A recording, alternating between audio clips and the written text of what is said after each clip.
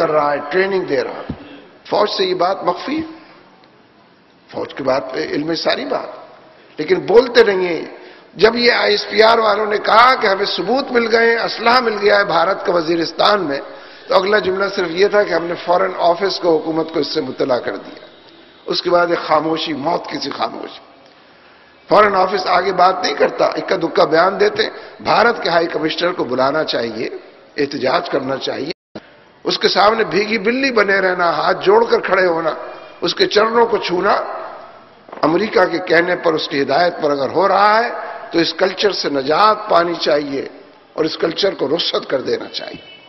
اس لیے دوسرا مقصد امریکہ کا یہ ہے کہ پاکستان میں بڑے پیمانے پر انارکی اور انتشار اور بدنظمی پیدا ہو، ہر روز دھماکے ہوں، سب جگہ دھماکے ہوں، اور یہ ملٹری آپریشن سوات میں ہو، پھر بنیر میں ہو، پھر مالاکنڈ ڈویژن کے اندر سب جگہ پر پہنچے، مالاکنڈ ایجنسی میں ہو، پھر یہ بنوں کی طرف جائے، وزیرستان کی طرف جائے، پھر کہتے ہیں مرید کے میں بھی ہونا چاہیے، پھر کہتے ہیں جنوبی پنجاب میں بھی ہونا چاہیے۔ امریکی کونسل جنرل جو کراچی کا ہے، اس نے کوئٹہ میں جا کر پریس کانفرنس کی اور اس نے کہا کہ طالبان اور ان کی شورا کوئٹہ میں موجود ہے، یہاں ملٹری آپریشن ہونا چاہیے۔ اور اگلی بات اس نے یہ کہی کہ اگر اس میں دیر لگائی تو یہ طالبان فرار ہو کر کراچی پہنچ جائیں گے، پھر کراچی میں بھی آپریشن کرنا پڑے گا، اس لیے جلدی ہونا چاہیے، گویا دیر ہو رہی ہے تو کراچی کی بھی تیاری ہو۔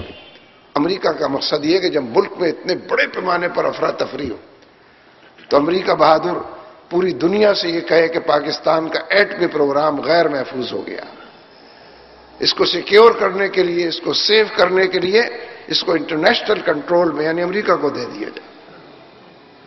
اسلامی تشخص سے نجات، نیوکلیر پروگرام سے نجات۔ اس لیے اصل دہشت گردی کوئی قاعدے، قانون، اصول، کلیے، ضابطے کی بات جہاں نہ ہو، کسی یونائٹڈ نیشنز کو بھی اس کے بغیر ہی اب عراق کے اوپر حملہ ہو جائے اور امریکہ دندناتا پھرے، یہ وہ دہشت گردی ہے جس نے پوری دنیا کے سکون کو اس وقت تباہ کیا ہوا۔ اس لیے ضرورت ہے صبر کی، اس کا علاج بھی یہی کہ گو امریکہ گو تحریک کو منظم کیا جائے، مربوط کیا جائے، اور تمام دائروں کے اندر اس کو پھیلایا جائے۔ زندگی جہاں جہاں جس جس مورچے اور محاذ پر اپنے آپ کو بنواتی ہے، ان تمام دائروں میں اس گو امریکہ گو تحریک کو پہنچائے۔ ہمارا پورا ایجنڈا جو ہے وہ امت مسلمہ کا ایجنڈا ہے، اس کی بیداری کا ایجنڈا ہے، اس کو مقصد کی طرف ہکانے اور لانے کا ایجنڈا۔ اس لیے میں آپ سے تو ایک بات اور بھی کہنا چاہتا ہوں اور پھر بات کو اپنی ختم کرتا ہوں۔ اگر جماعت اسلامی اس مہم کو لے کر چلی ہے تو پہلے دن سے ہم نے یہ بات لوگوں سے کہی ہے کہ تمام پارٹیاں امریکی غلامی نامنظور کے حوالے سے پورے ملک کے اندر تحریک لے کر چلیں۔ عین ممکن ہے کہ پھر ہم سب مل کر کسی مشترک پروگرام کے تحت کم سے کم ایجنڈے پر یکجا ہو کر ایک پلیٹ فارم بنا لیں۔ کتنا لوگوں نے اس پر عمل کیا ہے سب کو معلوم، اس لیے کہ جس کا نام حکمران اتحاد ہے، پیپلز پارٹی اور عوامی نیشنل پارٹی اور جمعیت علماء اسلام اور ایم کیو ایم، یہ حکمران اتحاد تو امریکی پالیسیاں لے کر چل رہا، اسی کے دائرے میں اپنے آپ کو مگن پاتا، اور میاں نواز شریف اس کے پشتیبان، وہ رائے ونڈ سے باہر نہیں نکلتے، اپنی بات کہنے کے لیے بس صرف اپنے گھر کے اندر بیٹھ کر ڈرائنگ روم سے بات کرتے ہیں۔ کبھی سڑک پر نکل کر انہوں نے کوئی بات نہیں کی، امریکہ کے حوالے سے ہو یا پاکستان کے حوالے سے۔ اس لیے اس حکمران اتحاد سے اب توقع رکھنا، بتوں سے تجھ کو امیدیں، خدا سے نا امیدی، بتوں سے امیدیں رکھنے کے مترادف۔ جو کچھ وہ کر چکے ہیں، جو کر رہے ہیں، یعنی اگر اہل دین یہ بیان دے کہ میں آصف زرداری کے ساتھ ہوں اور مجھے اس پر فخر ہے، مجھے شرمندگی نہیں ہے، میں ہوں آصف زرداری کے ساتھ، اگر اہل دین میرے اور آپ جیسے لوگ بھی داڑھیوں والے اگر یہ بات کہہ رہے ہوں اور جس پس منظر میں کہہ رہے ہیں وہ کسی سے مخفی نہیں ہے، تو فاتحہ پڑھ لینی چاہیے۔ ممکن ہے بعض لوگ فاتحہ کے قائل نہ ہوں، کچھ اور پڑھ لیں، انا للہ و انا الیہ راجعون پڑھ لیں، جو بھی چاہے کہیں۔ اس لیے میں یہ عرض کرنے کی جسارت کر رہا ہوں، یہاں جو لوگ بیٹھے ہیں، موجود ہیں، اتنی بڑی تحریک، زوفا کی تحریک ہے، گئے گزرے لوگوں کی تحریک ہے، بڑی عاجزی اور دردمندی کے ساتھ اٹھنے والی جو گو امریکہ گو تحریک ہے، جس کا ایجنڈا بڑا عالمی، آفاقی، عالمگیر اور پورے کلمے کی طرف اور اس کی دعوت کی طرف بلانے والی تحریک ہے۔ حقیقت یہ ہے کہ ضعیف کو قوی بنانے والی ذات تو وہی ہے کہ جو خود قوی ہے۔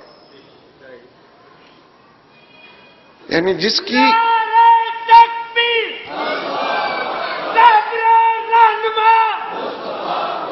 سب سے بڑا دہشت گرد، دنیا کا سب سے بڑا دہشت گرد، دنیا کا سب سے بڑا دہشت گرد،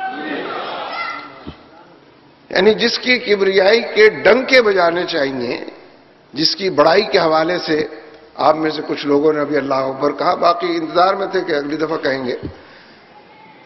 حقیقت یہ ہے کہ اسی سے رجوع کر کے اس تحریک کو تحریک بنایا جا سکتا ہے. اسی کی طرف لوٹنے اور پلٹنے کی ضرورت ہے. قدموں کے اندر جماؤ پیدا ہوگا، انسان کمزور سے انسان تحمل کا کوہ گرا بنے گا، گئے گزرے لوگ صبر کی چٹان ثابت ہوں گے. تؤمنون باللہ ورسولہ وتجاہدون فی سبیل اللہ باموالکم وانفسکم. اللہ پر ایمان لاؤ اور اس کے رسول پر ایمان لاؤ. کس سے کہا جا رہا ہے؟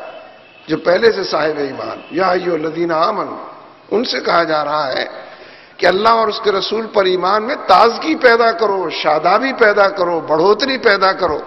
سست روی کے ساتھ اللہ اور اس کے رسول پر ایمان بے معنی ہو کر رہ جاتا. اپنے اپنے گھروں میں ہم بیٹھے رہ جائیں اور طاغوت دندناتا پھرے، چاروں طرف اس کی یورش اور چاروں طرف اس کی یلغار ہو، اور ہمارے منہ سے اور زبان سے اور ہاتھ پیر سے اس کے خلاف احتجاج کی لہریں نہ اٹھتی ہوں. تؤمنون باللہ ورسولہ، اللہ اور اس کے رسول پر ایک جیتا جاگتا ایمان، نبی اکرم صلی اللہ علیہ وسلم کی سنتوں کا اتباع، آپ کی شریعت مطہرہ کو لے کر اٹھنا. آپ جس جد و جہد کو ہمارے درمیان چھوڑ گئے ہیں، اس جد و جہد کا خوگر بن کر نکلنا. وتجاہدون فی سبیل اللہ باموالکم وانفسکم. اور جہاد کا تو کوئی تصور ہی نہیں ہے اللہ اور اس کے رسول پر مضبوط ایمان کے بغیر. جب یہ ایمان مضبوط ہوگا تو اس کے نتیجے میں اپنے مال سے اور اپنے جان سے بھی آدمی میدان عمل کے اندر. اور دیکھیے پوری تاریخ اس پر گواہ ہے، کم از کم ہماری 1400 سال کی تاریخ میں تو واقعات چاروں طرف پھیلے ہوئے ہیں کہ ہمیشہ کمزور لوگوں نے قوی لوگوں کو شکست دی ہے، تھوڑے لوگوں نے زیادہ لوگوں کو شکست، لوگوں نے نہیں دی ہے، لوگوں کے رب نے شکست دی ہے. لوگوں کے رب کی بڑائی ہے کہ جو ثابت ہوئی ہے. اس لیے ناگزیر ہے کہ یہ وہ منشور ہے کہ جس پر عمل پیرا ہونے کی، کم از کم یہاں جو لوگ موجود ہیں، آپ اس پر عمل کریں گے تو گو امریکہ گو تحریک. یہ جو ڈاکٹر صاحب بتا رہے تھے کہ نواز شریف سمجھا رہے تھے کہ امریکہ بہت بڑا ہے، یعنی لوگ اس الجھن کے اندر مبتلا ہیں، دو چار ہیں کہ کوئی جملہ ایسا نہ نکل جائے غیر پارلیمانی، امریکہ کے خلاف کوئی جملہ زبان سے نہ نکل جائے کہ ناراضگی نہ ہو جائے. میں اقتدار کے انتظار میں ٹرانزٹ لانچ کے اندر بیٹھا ہوں رائے ونڈ میں، اپنی باری کے انتظار میں کہیں باری نہ نکل جائے ہاتھ سے. اس لیے ذرا احتیاط سے بات کیا کریں امریکہ. لیکن جو کلمہ میں اور آپ پڑھتے ہیں، جو نعرے میں اور آپ لگاتے ہیں، یہ محض نعرے اور محض کہہ دینے کے لیے کلمہ نہیں، ہمارا ایمان ہے، یہ ہمارا ہم کمزور ہو سکتے ہیں، لیکن یقین کی جو متاع حیات ہے وہ اس کلمے کے حوالے سے.